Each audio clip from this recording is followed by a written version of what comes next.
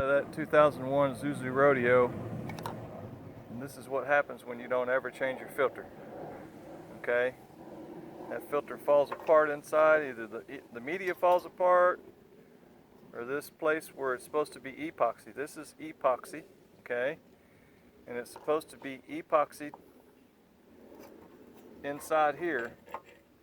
On the other end is supposed to be epoxied in there. Okay, now I cut it open because it sounded like a bag of marbles.